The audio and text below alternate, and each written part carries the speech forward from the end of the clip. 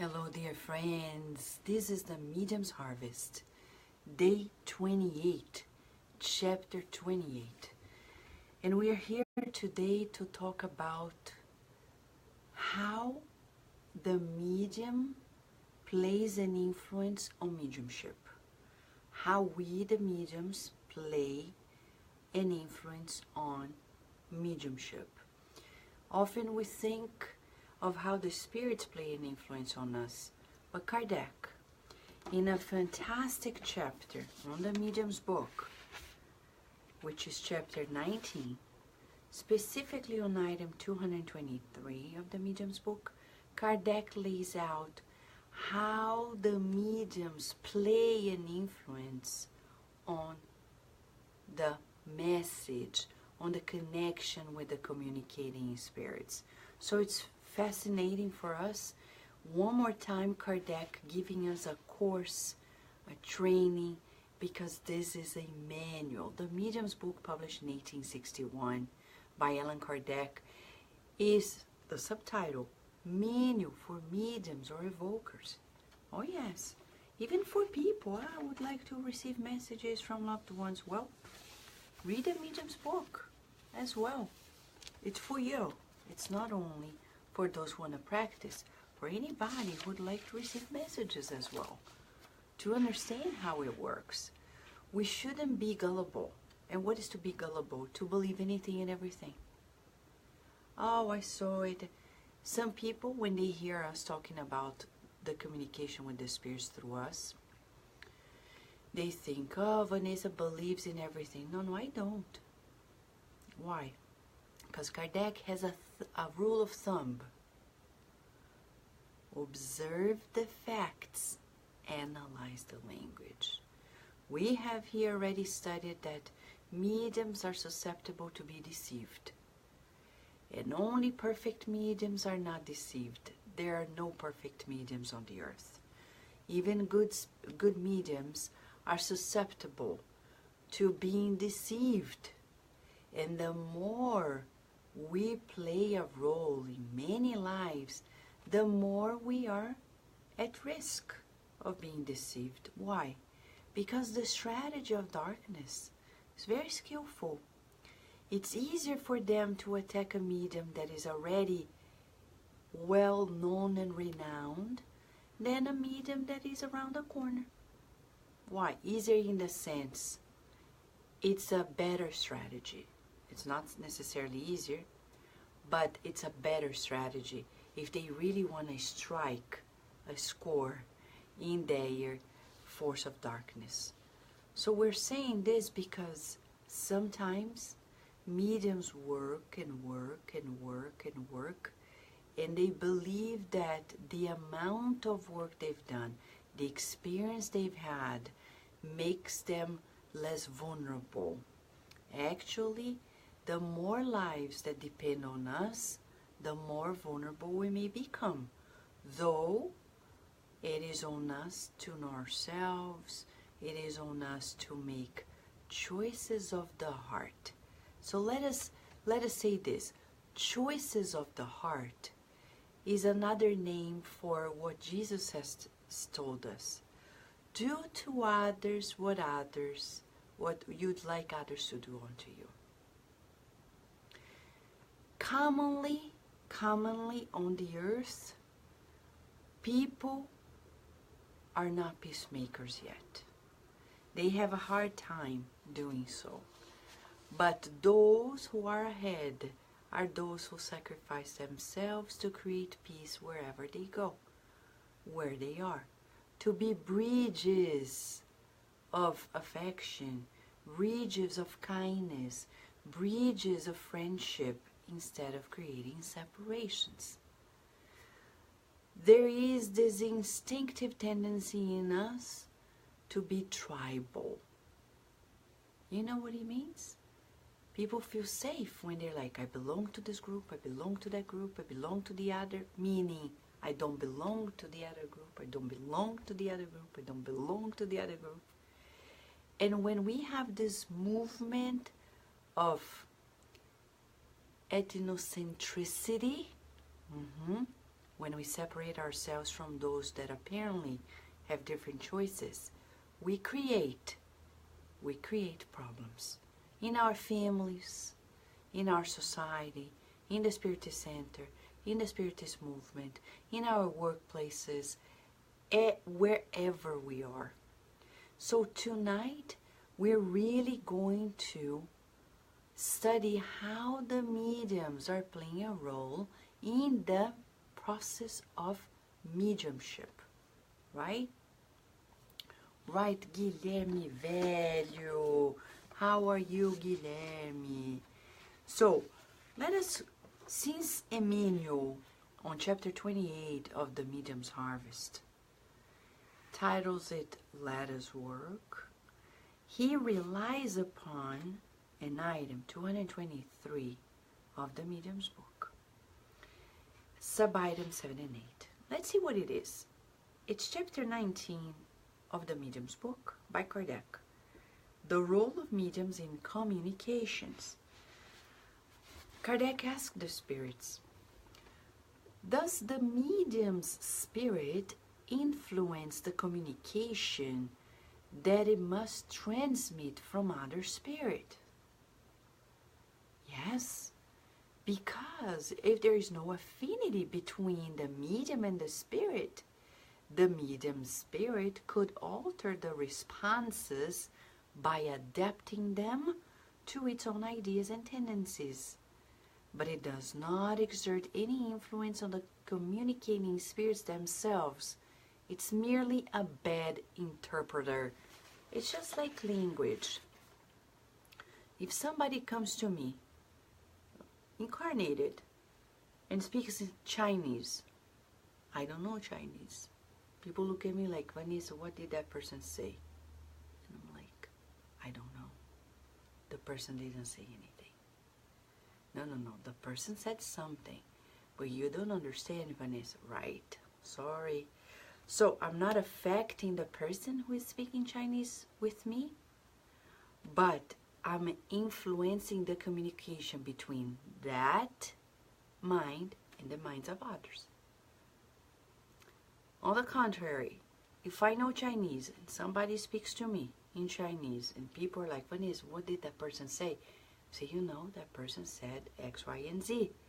Oh, yay, great, celebrating. You see?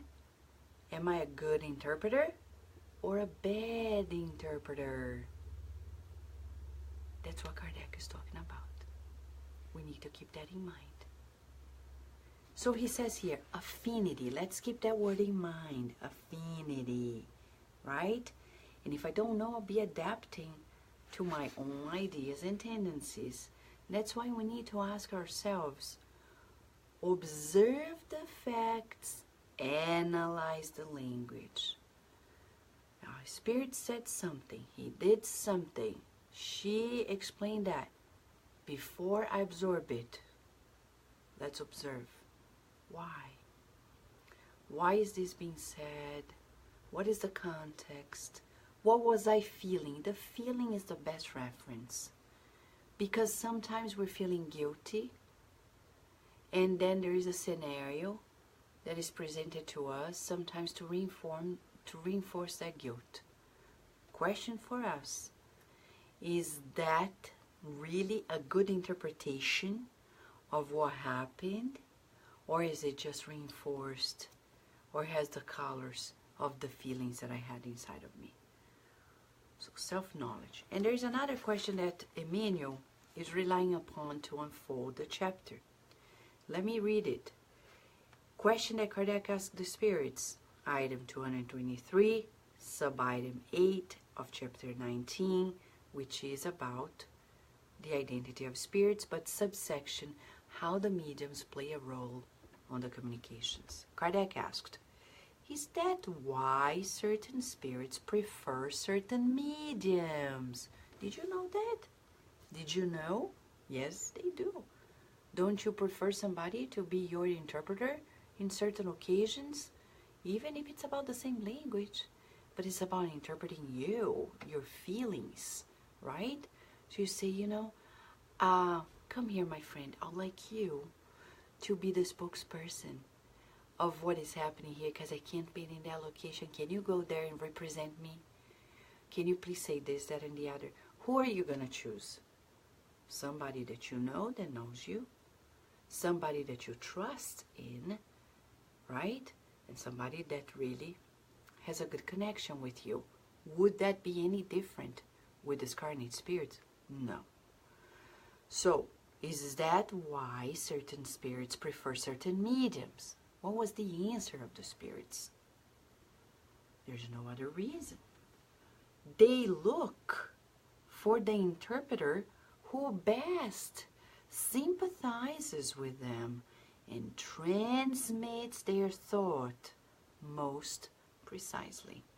If there's no sympathy between them, the medium spirit will be antagonistic and will put up resistance, making itself an unwilling and almost always unfaithful interpreter. You yourselves experience the same thing when the ideas of a scholar are transmitted by a foolish or dishonest person. Quite interesting. I mean, all the explanations are interesting. So based on this, what does Emmanuel tell us? Now observe the excellence, the wisdom of Emmanuel. He is not a simple educator. He's a high-level educator because he's bringing that knowledge to another level. Let's see what he says. Chapter 28 of the book, The Medium's Harvest.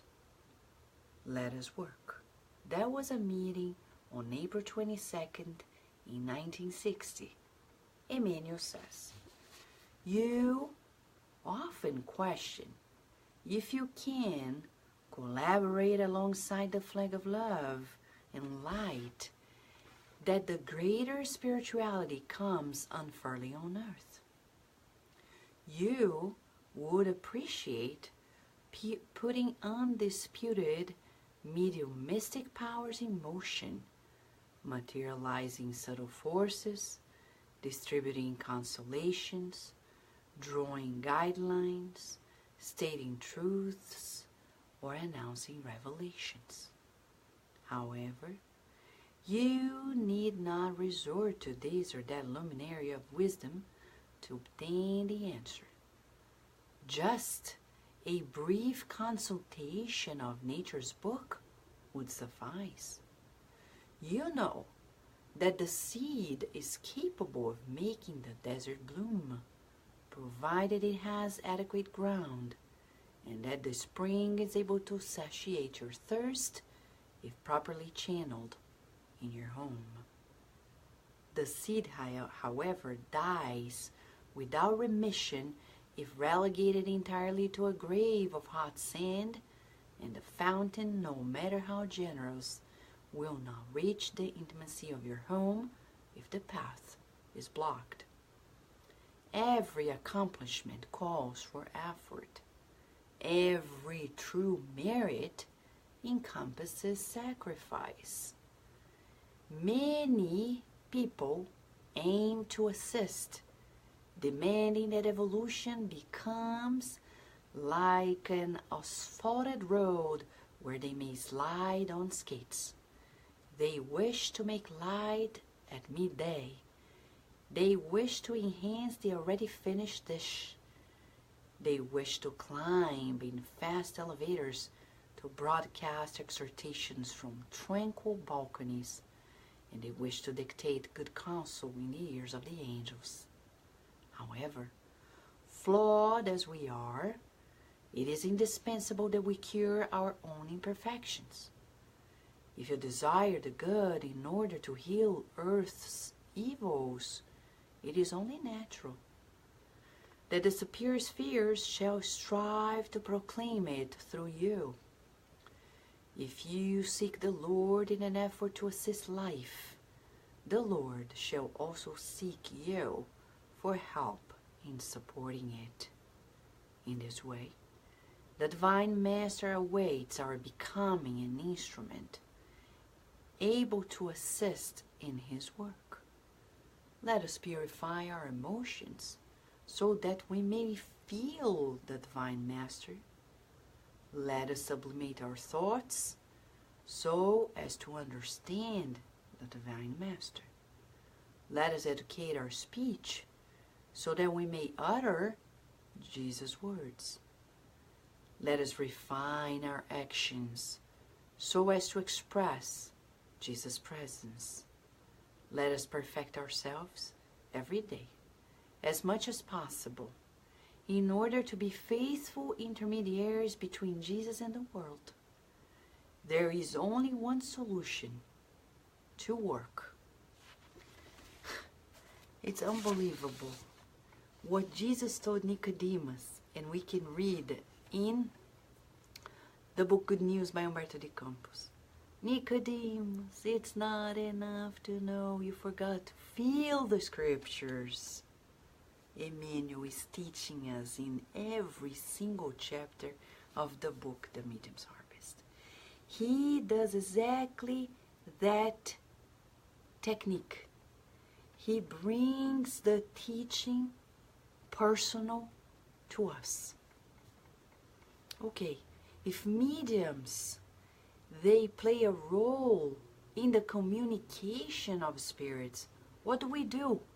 So then Emmanuel begins this chapter by saying clear-cut, you often ask if you can collaborate, right, with the forces of the good on earth. Question to us, do we? Who doesn't, right, my friend? Don't you? I'm sure you do. And that's good. And that's good. It's a sign you are awakened. It's a sign we're awakened. Who wants to do the good? Me. Me too. Me 3. Me 4. Thank God. But then we are frustrated at times, right? As he says here, we're like, oh my gosh, but I would love to be helpful in this other level, at this other level. We're not satisfied, which is good. But as he says here, we often want to help on top of things that are already done. And yeah, usually people don't want to make an effort. They wait for others, the trailblazers.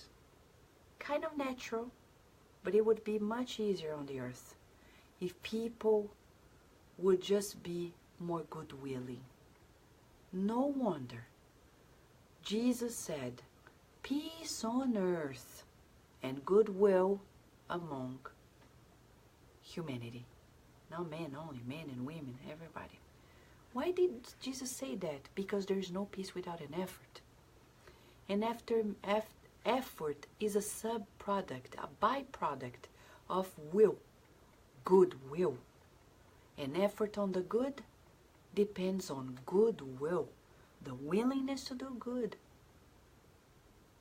So, what does actually deter us from actually making an effort?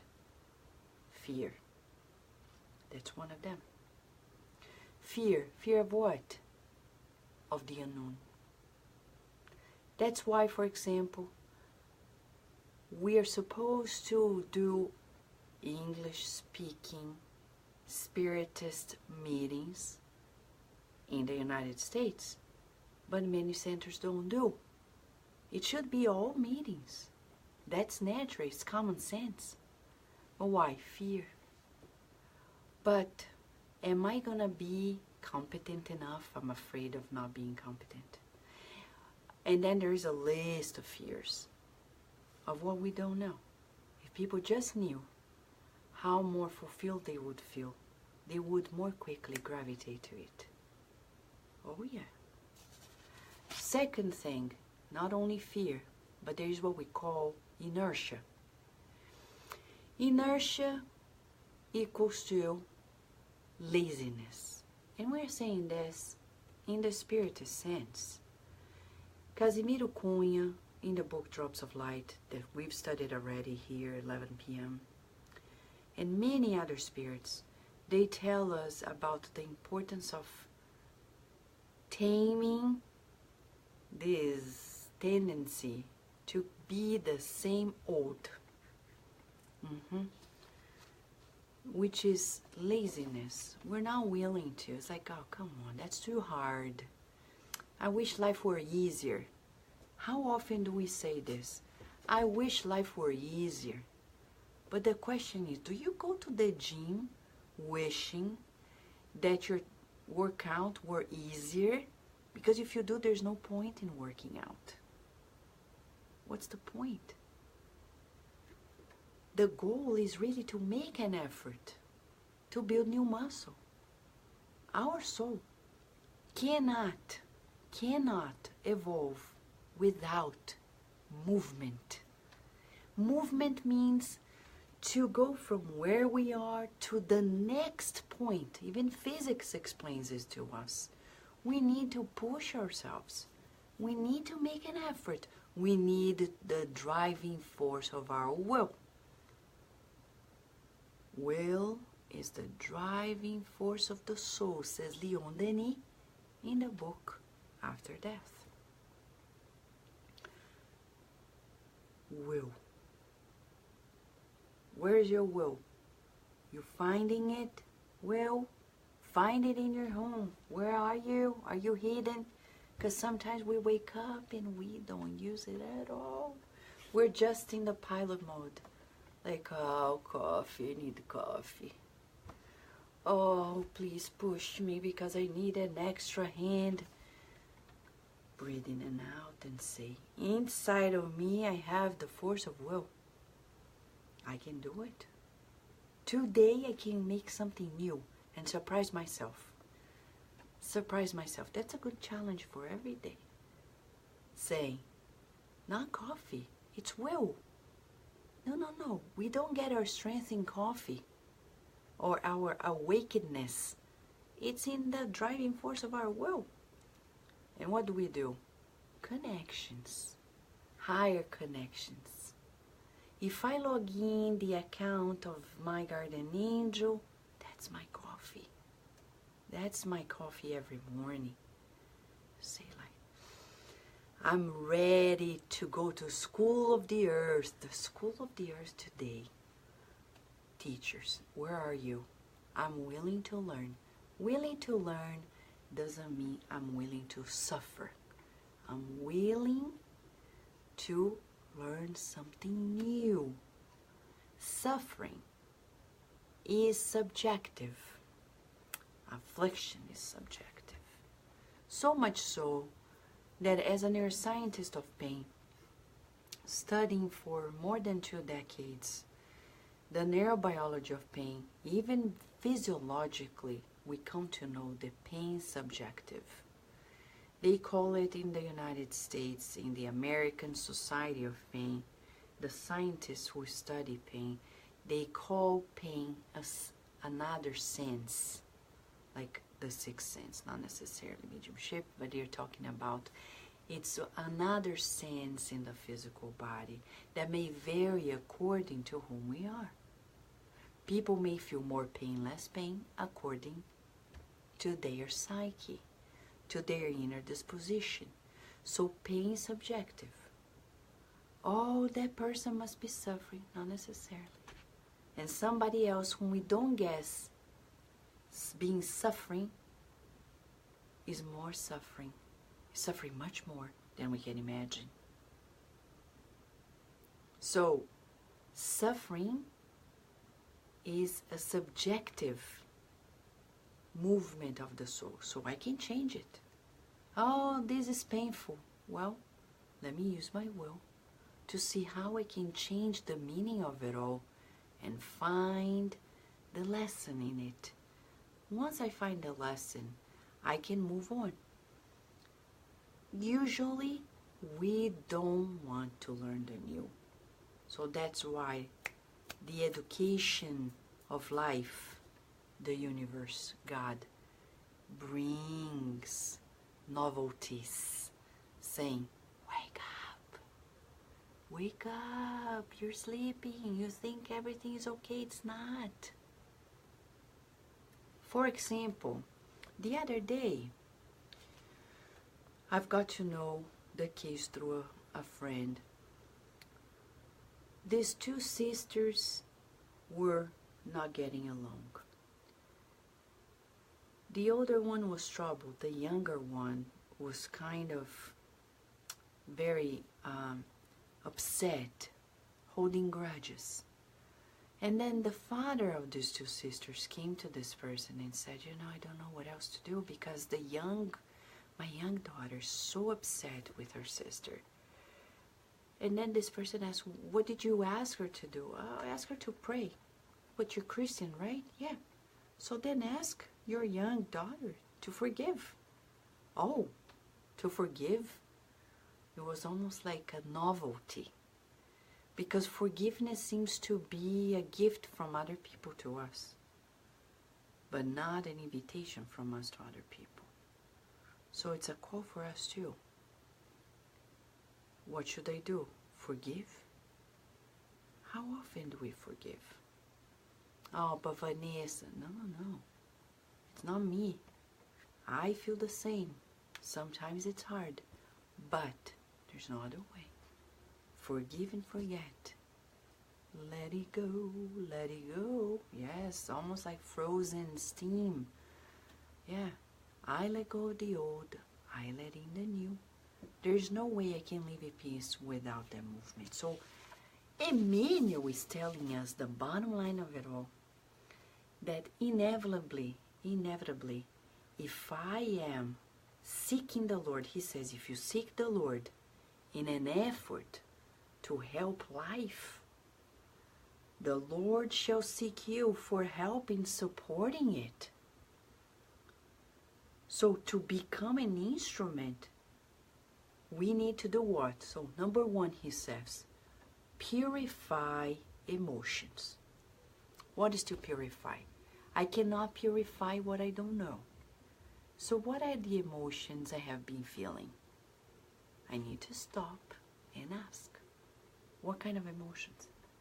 If you don't have the names of emotions at hand, remember the dictionary of emotions. Nowadays, if you Google at Amazon, go to Amazon.com. There are many dictionaries of emotion nowadays. I'm not going to recommend a particular one, but dictionary of emotions. It's good to know what kind of emotions exist and what they are. Because often we don't know what we're feeling. Oh, what you're feeling is disappointment. Really? Am I feeling disappointed? I didn't even know that what I was feeling was named disappointment. That it was frustration. And then you name it. So he says, purify emotions. To purify emotions, I need to know what they are. Do you have an emotion you need to purify? So tonight, homework for us. Top emotion we need to purify. What is it? Breathe in and out. What is that emotion? Don't tell me because it doesn't pertain to me. But let us think right now. What do I need to purify? What is the top emotion that I have been feeling and I need to purify? Sometimes it's that indignation. Many people nowadays are feeling indignated. They're like, how come that celebrity is doing this? How come the government is doing that? How come? And they're constantly indignated. And they think indignation is a plus. But the spirits through Emmanuel have already told us indignation is a byproduct of ego. That unhealthy pride. When we think we are better and others don't know what they're doing. So we point a finger. But Vanessa, sometimes people really mess up. I agree. But don't we too? Don't we also mess up? If we open that door of indignation, we're opening the door for others to be indignated regarding ourselves. It's that parable that we learn in the gospel according to Spiritism. I mean, not there. Jesus told us. Do you remember that parable? It's about mercy. We're talking about purifying indignation with mercy. So these are good pairings. Indignation can be healed with mercy. What is to be merciful? Jesus said the parable. There is a lord of the lands, he has guards. And there is a man who owes the Lord an amount, a sum of money. The guards bring him in and say, "You owe to the Lord, you have to pay or else." And he cries and he says, "But please help me, I cannot pay, I don't have any money." But the Lord is merciful, says Jesus, and he forgives. He forgives the debt of that man and says, "Okay, from now on you don't owe me anything.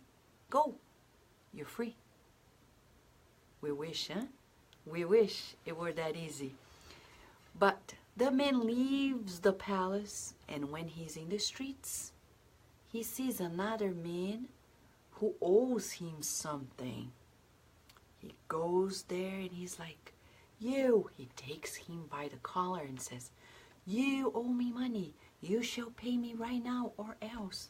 The guards of the Lord saw that that man who was just forgiven, he is out and being unmerciful to another man.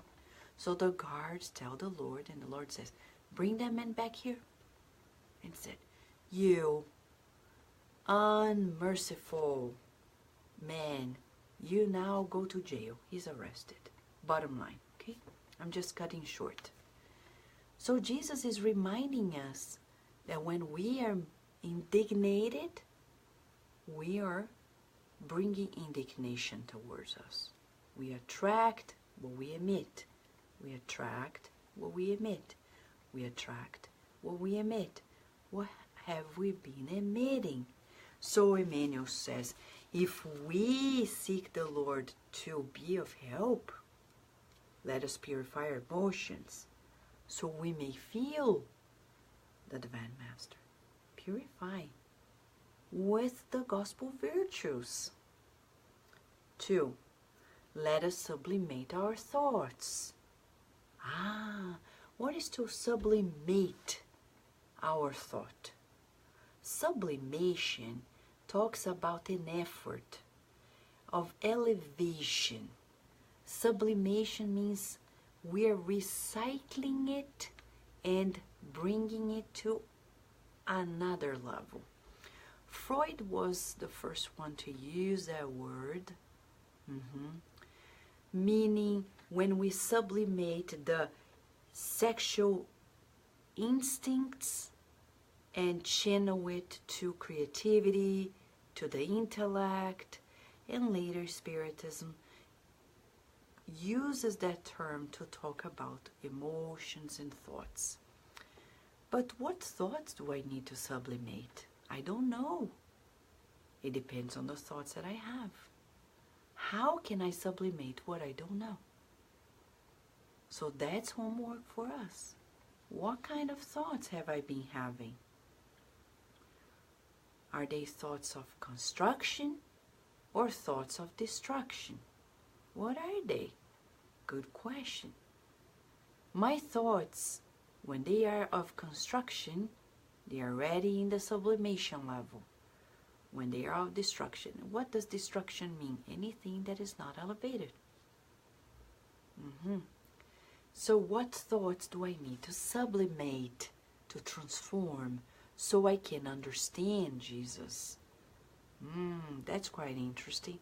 Let us educate our speech so that we may utter Jesus' words. Educate is also an effort. It requires an effort. Education means bring the good from inside. Literally, I'm bringing the good from inside out. Inside out. Right? How can I educate something that I don't know? So today, picking up from where we left off yesterday, the power of words. Emmanuel said. Educating our inner instrument, our vocal cords. Do you teach your children the power of their vocal cords? It's not about singing only. It's about speaking. We play this instrument every day. Are we playing it with kindness, with love, to encourage people, to boost their morale, to send them thoughts and feelings and really express them in words that they are children of God? Or are we constantly bringing trash out? So let us educate this inner instrument. There are people who are wonderful singers, play wonderful instruments, but they don't know how to use the most important instrument, the vocal cords. I'm talking about incarnation.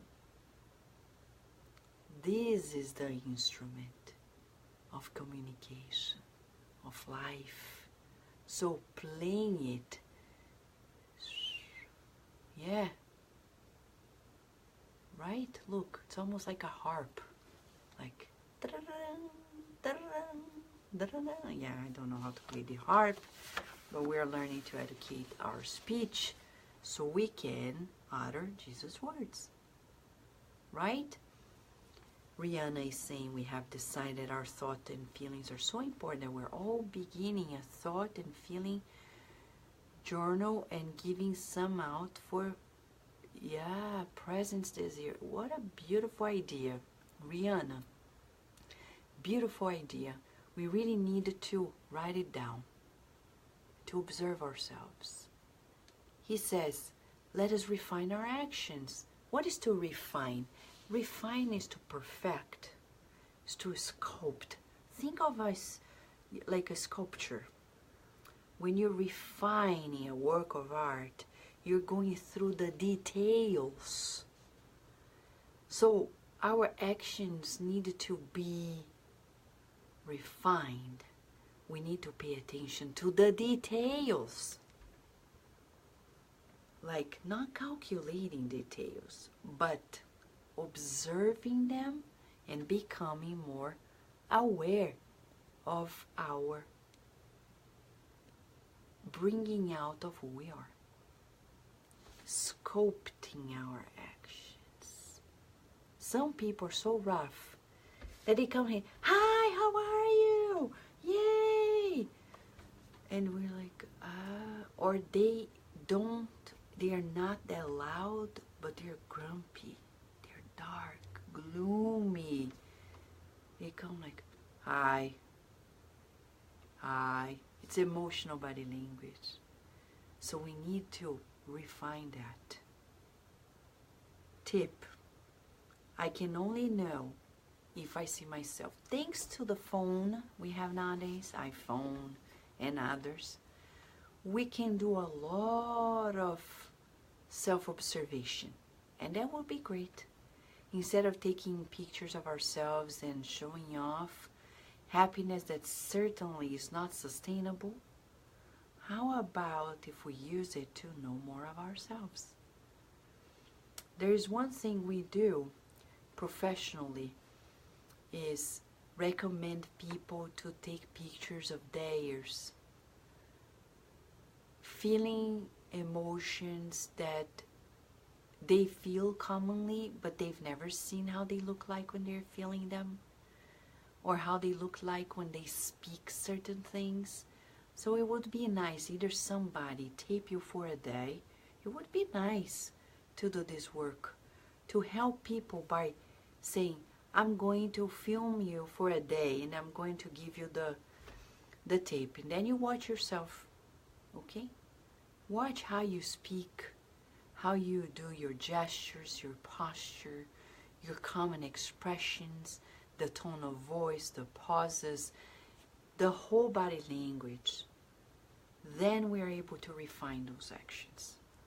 Often we don't refine because we don't even see it. We don't know. We don't even look, right?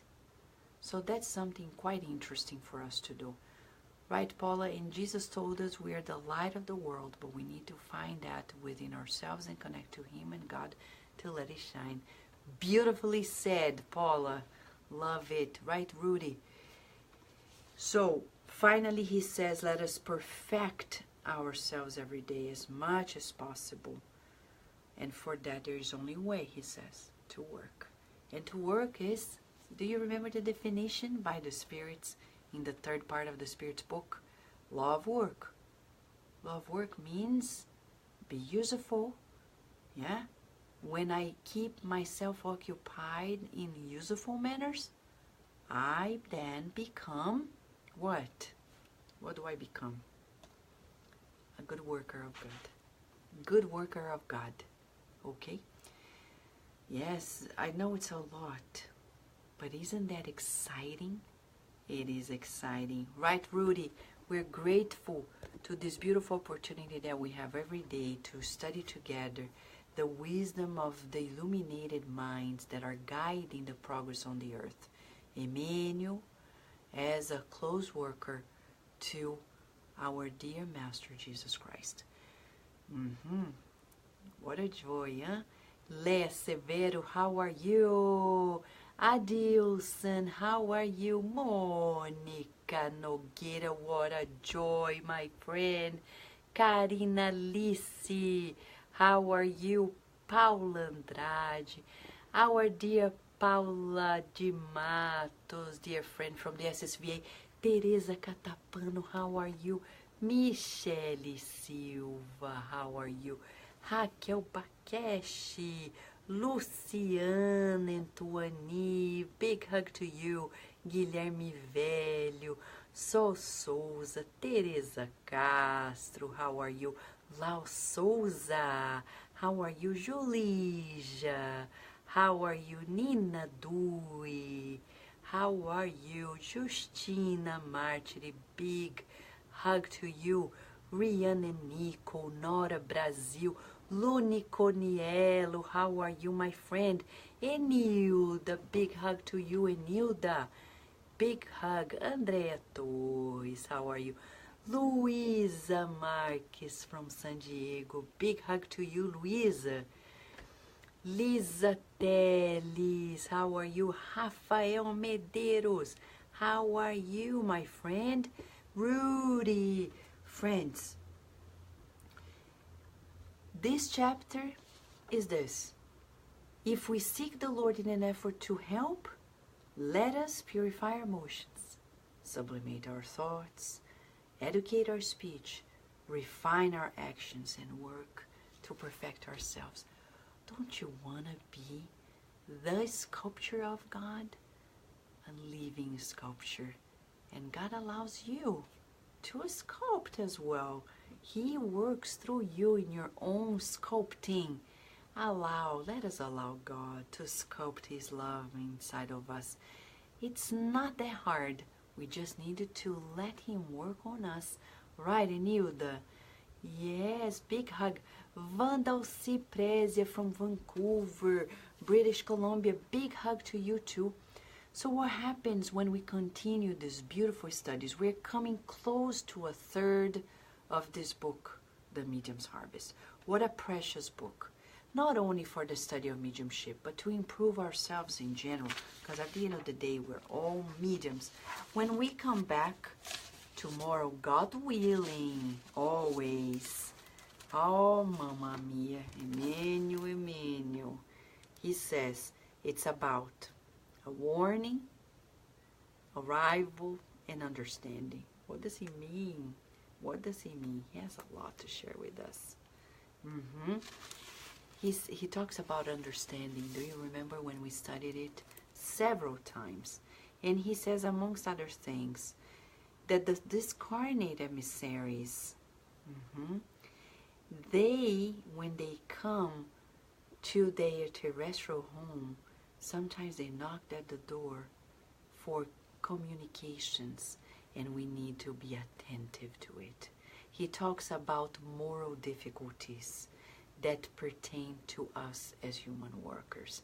So he's going to tell us about several mediums that worked at Kardec's time amongst them Daniel Douglas Home, the Davenport brothers, Florence Cook, Eusapa Palladino, and he comes and says to us that the work of understanding is given through Kardec. Through Kardec, we have the opportunity of understanding much more. It's a teaser, huh?